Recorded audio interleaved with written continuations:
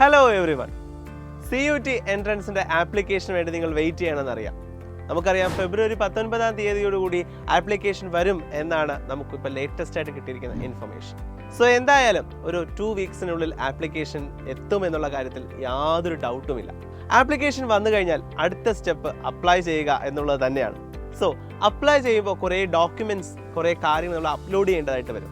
എന്തൊക്കെയാണ് CUT എൻട്രൻസിന് apply ചെയ്യുന്ന സമയത്ത് നമ്മൾ കരുതി വെക്കേണ്ട ഡോക്യുമെൻറ്റ്സ്? ഇതാണ് ഇന്ന് നമ്മൾ ചർച്ച ചെയ്യാൻ പോകുന്നത്.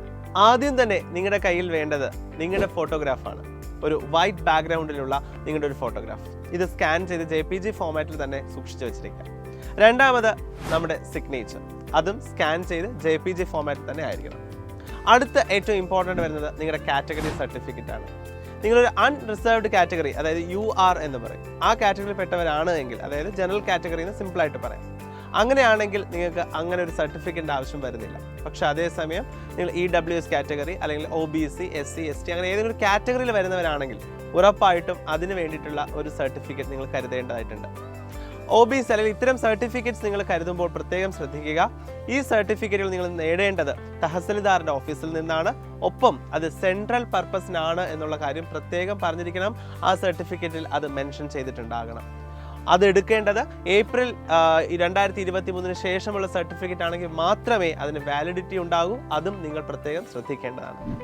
അടുത്ത ഇമ്പോർട്ടൻ്റ് ആയിട്ട് വരുന്നത് നിങ്ങളുടെ 10th-ൻ്റെയും 12th-ലെയും സർട്ടിഫിക്കറ്റ്സിൻ്റെ സ്കാൻഡ് ആയിട്ടുള്ള കോപ്പീസാണ്. സോ അപ്പോൾ പലർക്കും ഡൗട്ട് വരും, 12th കഴിഞ്ഞില്ലല്ലോ, 12th പഠിക്കാൻ പോകുന്നല്ലേ ഉള്ളൂ, അങ്ങനെ ഒരു ഡൗട്ട് ചിലപ്പോൾ നിങ്ങൾക്ക് ഉണ്ടാകും. അല്ലെങ്കിൽ 12th എക്സാം അപ്പിയർ ചെയ്യുന്നല്ലേ ഉള്ളൂ, പിന്നെ എങ്ങനെ 12th സർട്ടിഫിക്കറ്റ് കയ്യിലുണ്ടാകുക അല്ലേ? സോ 10th സർട്ടിഫിക്കറ്റ് എന്തായാലും എല്ലാവരുടെയും കയ്യിലുണ്ടാവുമല്ലോ. 12th ഇപ്പോൾ പഠിക്കുന്ന, നിലവിൽ പഠിച്ചുകൊണ്ടിരിക്കുന്ന കുട്ടികളാണ് എങ്കിൽ നിങ്ങൾക്ക് ഈ പറയുന്ന 12th സർട്ടിഫിക്കറ്റ് അപ്ലോഡ് ചെയ്യേണ്ടി വരില്ല. കാരണം നിങ്ങൾ അപ്ലൈ ചെയ്യുന്ന സമയത്ത് തന്നെ 12th അപ്പിയറിംഗ് എന്നാണ് കൊടുക്കുന്നത്. അതുകൊണ്ട് നിങ്ങൾ അതിൻ്റെ സർട്ടിഫിക്കറ്റ് അപ്ലോഡ് ചെയ്യേണ്ട കാര്യം ഇല്ല.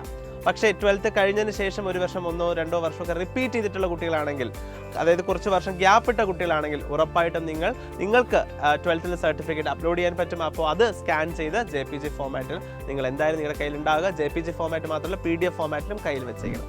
സോ ഇത്രയുമാണ് മെയിനായിട്ട് വരുന്ന ഡോക്യുമെൻറ്റ്സ്. അപ്പോൾ ഈ ഡോക്യുമെൻറ്റ്സ് എല്ലാം നിങ്ങളുടെ കയ്യിൽ കരുതുക.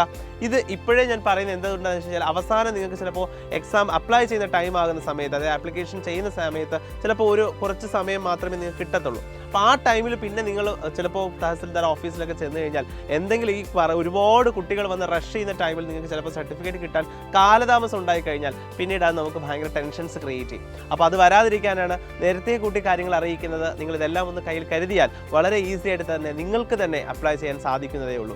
സോ മോർ ഇൻഫോർമേഷൻസിന് വേണ്ടി ഈ യൂട്യൂബ് ചാനൽ നിങ്ങൾ സബ്സ്ക്രൈബ് ചെയ്യുക. സോ നെക്സ്റ്റ് ഒരു വീഡിയോ ആയിട്ട് കാണാം. Till then bye.